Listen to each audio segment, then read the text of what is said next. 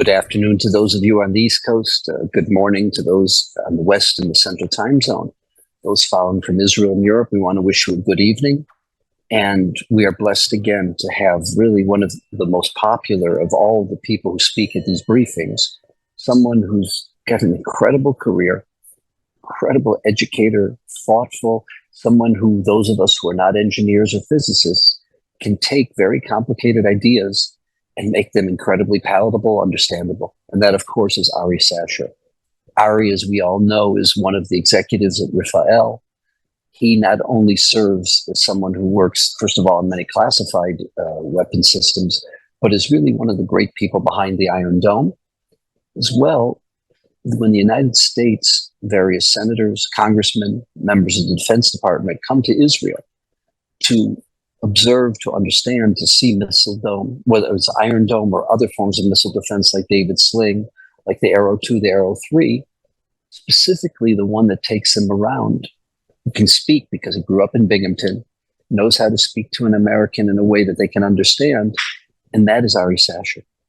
And Ari, we're blessed at FIDF, as are many other organizations that come to you, that ask you, and that you share with us and give us an insight into what's happening. Why are we bothering you now, Ari? Well, what's been going on from Yemen? These ballistic missiles that, tragically, we were not able to shoot down the ballistic missile that landed at Ben Gurion Airport. Thank God no one was seriously hurt, but the damage that could have done. Ari, from your perspective, if you can share with us the challenges of these ballistic missiles, the challenges of shooting them down, and the challenges of dealing with the Houthis, who, unlike a typical country, are not based in one particular area or one particular location. Well, first, thanks for having me back, Rabbi Weil. Let me do first things first. Let's look at the threat. What's facing us? So you have these Houthis over here. It's not Yemen per se. They're Houthi rebels, and they are a proxy state of Iran. And so Iran has given them weapons and weapons technology. And these people, these Houthis, are able to project force in ways that precious few other countries are able to project force. And they really have the top end of Iranian weaponry. And some of those weapons have ranges that are great enough, about 1,200 kilometers, which is about 700 miles or so, that will take it from Yemen all the way up to Israel. Now, in the beginning of the war, after October 7th, they were attacking only the southern tip of Israel, and Eilat. Maybe some of them will go a little bit further north of Eilat. And that sort of gave Israelis the impression that, well, these guys are a minor threat, and all they're really terrorizing is the southern little tip of Israel, and that's acceptable. And of course, that wasn't acceptable, and of course, that was only the tip of the sword. There was a lot more that they were capable of doing, and even so, until about 2 or 3 months ago, all they really did was threaten Eilat and a wee bit north of that. After we restarted the war in Gaza a few months ago, the Yemenis have really upped the ante. They've been firing these rockets at us and going further and further north. Tel Aviv, okay, fine, Tel Aviv, 2 o'clock in the morning. What do I care? I don't even live in Tel Aviv.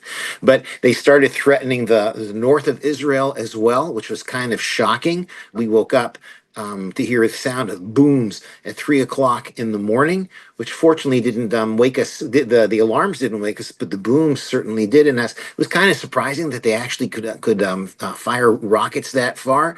And so when they fired towards the center of the country, it was less of a surprise and more of a nuisance, because by that time they'd fired 26 bad boys at us. And each of those 26 bad boys we had managed to take out with one of our weapons. And because of the range that they're firing at, this is really the furthest range that we can take care of. We didn't use Iron Dome. I mean, Iron Dome, it's Israel's most famous weapon, but that's really only meant to take care of threats that are coming from about 40 miles or so. This we used our best and our brightest, and that's Arrow 3, an Arrow 3 weapon system. It's made by Malam, which is a company in the conglomerate of Israel Aircraft. Takes out the bad boy in outer space. Totally cool. Science fiction. And we've done it 26 times. And the thought was we could do it 27 times. But we didn't, because things don't always work. And not only did we fire an Arrow 3 at it, but there's also another battery that the U.S. is stationed in Israel of another missile, which is similar to a missile that we have called Arrow 2, and it's called THAAD, made by Lockheed Martin. And that apparently totally missed. And so the Houthi weapon came in, and you have a half a ton of high explosives that's coming in at 10 times the speed of sound, and that is going to do major damage. And it did do major damage. And that damage was it created a pit which was about 15 meters deep, and it blew dirt and other various and sundry garbage into the air. Thank God it hit exactly where it hit, because had it moved only a couple of 100 feet to the right or to the left, then it would have hit a parked airliner. It could have hit the terminal building. When you're coming into Ben Gurion and the road pulls 180, which is meant to keep terrorists from storming it, that's right about where it fell, and it was covered with dirt. It was bound to happen, Steve. It wasn't something that we could prevent. Nothing works 100% of the time. And it's really but the grace of God that what happened wasn't worse. And what happened was still pretty bad, not because of the physical ramifications, but because of the political ramifications. First and foremost, it gave this was the Ben Gurion Airport is a symbol of Israeli sovereignty. You don't hit Ben Gurion Airport. It's just these things you don't hit. You don't hit the Knesset. You don't hit Tel Aviv. You don't hit the Ben Gurion Airport, and they did with impunity. And then because they hit Ben Gurion Airport, de facto, they initiated a siege on Israel, because airlines started canceling flights. The first one was the Lufthansa group. So we lost all of Europe. We lost Switzerland, Belgium, Germany, Aegean Airlines to Greece, which was about 2 hours after I had taken a flight out of Tel Aviv to go to the U.S. via Greece. That I'm right now. I'm a refugee in the United States of America, because United Airlines has ceased flying. I don't know how I'm going to get home. The question is, how can we stop it? And that is not an easy question at all, because the United States of America, which is the most powerful military in the world, has been pummeling on a daily basis the Houthis since March the 14th. And every day or two, the Houthis still manage to find the time and the gumption and the resources to fire off a missile at Israel. The Israel felt that she could add fire to the furnace the U.S. is working on, and they attacked just recently. They attacked the Houthi port as well. And between you, me, and the Big Blue Sea, I think that that's going to do nothing. I think it is impossible to stop the Yemenis. They are living in sub-zero conditions. They have no food, they have no drink, they have no gas, they have nothing except a burning desire to cause Israel pain. And there's nothing that the United States of America or Israel can do to cause them more pain, so they will cease to cause us pain. Only thing we can do is to cut off their source. Not only cut off their source from Iran, you could shut the faucet right now, and they still have enough weapons to fire at us for the near foreseeable future. But the Iranians need to tell the Houthis and to force the Houthis to stand down. If that doesn't happen, then we're going to keep on fielding rockets. I'd like to be more optimistic, but I'm not. In your opinion, or what the intelligence that you're hearing, they still have hundreds of these ballistic missiles? I don't believe they have hundreds, but even if they only have 50, and they fire off one every week, and that'll shut us down not only for a year until the missiles are used, but the political repercussions and the economical repercussions will last years. We can't live like that. There's just no button we can press that we find the off button. There is no off button. And they've discovered that as well. I mean, the Houthis said as much. we are going to lay siege to Israel, to Israel's aerial arteries, aviation arteries, and they've done it. And I have no idea how to fight back. So we took out the Houthi port. So what? These ballistic missiles from Yemen, are they shot off of a truck? What is the vehicle that they use to shoot these? Is it something stationary or is it something that's mobile? So, look, let's assume that they're dug into the ground. You have underground launchers that are easily made. They can have underground facilities similar to what they had in Lebanon, similar to what they had in Gaza, similar to what they have in Iran, because they have the same engineers that are making these facilities. So you have these missiles that are already lined up and aimed at Israel. And think about these missiles as opposed to the missiles that are being fired from Gaza, which all you can really do is put them in the direction that you want them to go. When they go up, they go down, and they go boom. These things are guided. These things will go to a certain place. It's not as if, oh, they're going to go to the area of Ben Gurion Airport. This landed exactly where they wanted to land it because that's what this missile does. So what I'm certain is happening is because we know where the missile is going to land, we also know where the missile was fired from. So as soon as it's fired, the United States of America will take out that launcher. Big deal. There's countless other launchers where that launcher came from. So they won't launch any more bad boys from that launcher, but there are still other launchers. And Yemen is a huge country. It's much, much, much larger than Gaza or even southern Lebanon for that matter. It's just too easy to hide these things, which they've been doing for the past, I don't know how many years. We are really behind the eight ball on this one. And I so badly wish I could be more optimistic. I don't believe that boots on the ground is going to be an answer either, a ground incursion into Lebanon, into Yemen, because there are millions of Yemenis that want to prevent it, people that are driven only by that hatred. The area is very, very large, such that it would be very, very difficult to send in meaningful amounts of boots on the ground to do that kind of damage. This has to have a political solution. There's no other way around it. Yes, we can sit again and deflect the next 26, but then the 27th one after this that falls, the 27th missile, where's that going to fall? Our systems don't work 100% of the time. We've seen that. So what do? Iran, that's the answer. Obviously, that's something that the United States and Israel are speaking about, behind closed doors. Is unless Iran feels the pain, they have no desire, no need to stop the Houthis from doing what they're doing.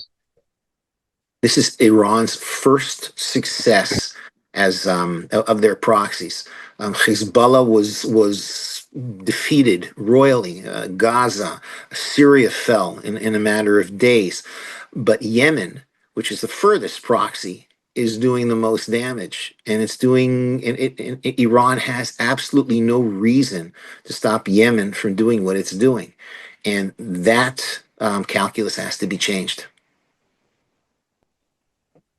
Question for you in a little different area. In terms of what Hezbollah still has, be it launchers, precision-guided missiles, other components of their arsenal, can you share with us or elaborate to us what kind of abilities they have if the ceasefire in Lebanon were to end? We've seen very, very recently that Israel took out in the Dahia in Beirut. Again, I don't know how we find out about these things, but we're privy to some really decent intel that they had a factory there that was making weapons with precision guided weapons. Now, what is precision guided weapon? Usually these things work on GPS. GPS tells it where it is, it knows where it's got to go, and it knows how to connect the dots. So the kind of precision that those missiles have is the same kind of precision that you and I have when we're using our Waze to get where it is that we need to go. Usually, Waze is going to take us right up to the doorstep. So that is usually where the Hezbollah missiles are going to go. If they were allowed to use those missiles, they could probably have ranges that would cover nearly the entire state of Israel, even were they to launch from northern Lebanon. There are two reasons why they're not launching at Israel. One reason is because their number of weapons that they have is much, much less than the number of weapons that they had in the beginning of the war. We put a major dent in their war stock. But the second reason is because it's not as much as Hezbollah has lost the war, but Hezbollah has lost Lebanon. And the Lebanese have no interest in Hezbollah waging war anymore.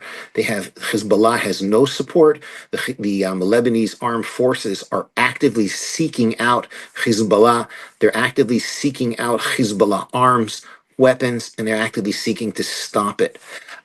This is a direction which I don't think we could have prayed for anything better, that the state of Lebanon itself would put an end to Hezbollah. After we just pushed the ball, our defeat of Hezbollah is carrying enough momentum that Hezbollah may not be able to recuperate, not even to be able to use these weapons.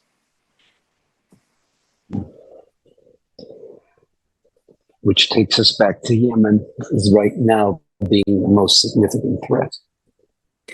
Yep. I mean, even looking at Gaza, apparently yesterday, a few days ago, we took out Gazan rocket launchers. Similar to Yemen, I mean, Gaza had years. Hamas had years to place rockets all over Gaza, and you see every so often they'll take a shot at Israel. They too have had most of their war stock depleted. So while there will still be rockets that will be launched from Gaza, they will be few and far between.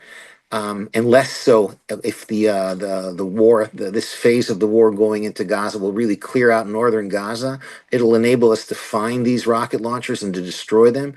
But what they have in southern Gaza, which Israel has no plans of capturing, that will still be fired on Israel. Iron Dome will take it out, and the whatever dribs and drabs are coming out will slowly tend to zero. Yemen's just that much more of a problem. I don't think we can affect the rate at which they fire at us. We have a integrated missile defense system which takes out 95% statistically of what they fired at us. This has to have a political solution. I keep on going back to that, Steve. It has to have a political solution.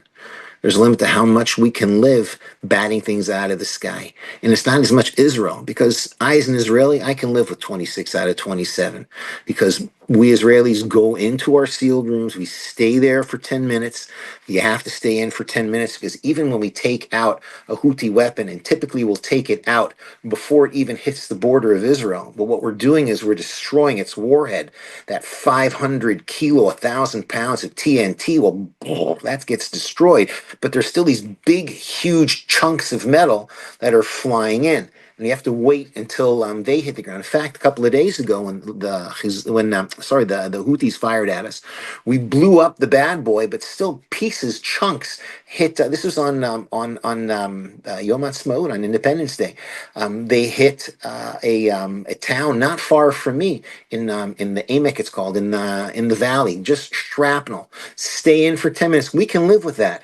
We can live with that. But if airlines stop flying to Israel, if tourists stop coming to Israel, we're just getting back on our feet after a year and a half of tourism and transportation being completely shut down. Well, then what are we going to do?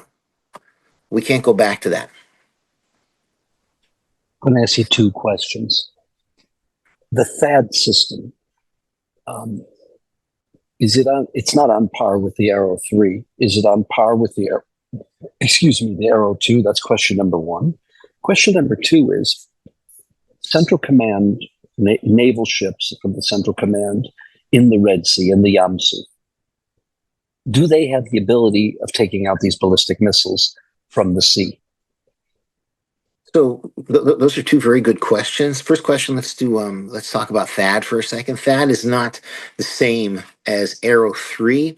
THAAD is actually more online with Arrow 3's older but smaller brother, which is Arrow 2. If you look at Israel's missile defense system, we start with the lowest. We have a layered approach because you can't design one silver bullet that takes out everything, because it'll cost $1 bajillion. You won't be able to use it. So we divide the sky into layers, and we have a defense system that takes out bad boys that are in that layer. typically lower the layer, the shorter the range of the bad boy, the easier it is to take him out. So we have Iron Dome, and then above that we have David's Sling, and above that Arrow 2, Arrow 3. We're actually designing Arrow 4 now. And it's going to be operational shortly. And under Iron Dome, we have the laser, which is Iron Beam, and that's another story for another time. Arrow 2 is about the same as THAAD. The difference between Arrow 2 and THAAD is that Arrow 2 has had a lot more operational intercepts. THAAD has, I'm not certain that this was not the first time THAAD had been used operationally. If it has been used operationally before, it's precious few times. Most of the time THAAD was used, it was used in testing. And my experience with testing of U.S. systems is that the tests typically are not difficult, whereas in Israel we say it can do this, can it do this, and can it do this? And if we fail, then we fail, but we learn from our failure. My experience with American missile contractors is that failure is really not well accepted in the United States, especially by the Missile Defense Agency, and so they most of their tests are in the middle of the envelope, we call it. So THAAD too. THAAD, if you can trust what you read, THAAD missed. I don't know if how true that is, but I would not be surprised because these things miss, and the way you improve the performance is by using them more and more often. That's Iron Dome, and we change the software every time we learn something new, and that's how the system gets better and has and destroys more and more a wider range of targets. That'll happen with THAAD, but it'll take time. America has warships in the Med, and I think they have warships in the Red Sea as well. And these warships are equipped with a system called Aegis, AIGIS, and they have Aegis is an anti-missile system, so it's a real super duper science fiction radar which can detect a hockey puck at 3,000 miles. I'm just making things up, but it has this amazing radar, it tracks the bad boy, and it has missiles that are made by Raytheon, either SM-3 or SM-6, and these go up and they take out the bad boys. Can they and do they? I believe the answer to those questions is yes, both from the Med and from the Red. But it's a drop in the bucket. I mean, we need as much help as we can get, not necessarily because we can't do it, but because we need the hardware. The more systems that are out there, the more missiles that are out there, enables us to have more capability against a larger onslaught. So when we have the Houthis that are firing one at a time, well, that's no biggie. But when we have the Iranians that are firing 181 at a time or 300 at a time, that's when we need the help from the U.S. That's when we need THAAD. That's when we need Aegis. I'm assuming this time THAAD was fired because Arrow 3 missed. What you'll do is you'll fire off an Arrow 3 and then a THAAD pretty much at the same time because there's not a lot of reaction time. If Arrow 3 misses, then THAAD will take it out. This time, both of them missed. I'm much more not concerned, but the help that the Americans can give us is much more important when we have these large salvos from Iran, and that we have enough bad boys of our own to take out the bad boys that are being fired at us. And that's why the collaboration, the defense collaboration between the two countries is critical for the defense of the state of Israel. Ari, thank you. Thank you for sharing with us. So on the one hand, it's incredible that 26 out of 27 have been taken down. It's also incredible that there were no serious injuries.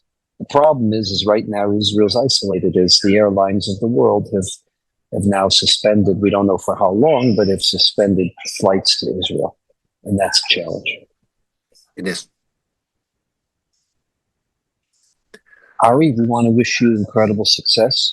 And all I can say is, because of the work that you, your teams have done, because of the work that others like you have done, look, there are thousands of lives, not only in Israel, but there are thousands of lives in Lebanon and in the Gaza that have been saved as a function of the incredible work you've done. Thanks, Steve. I look forward to seeing better days, to seeing more clarity in our security and in the security of the world as a whole. Thank you very, very much.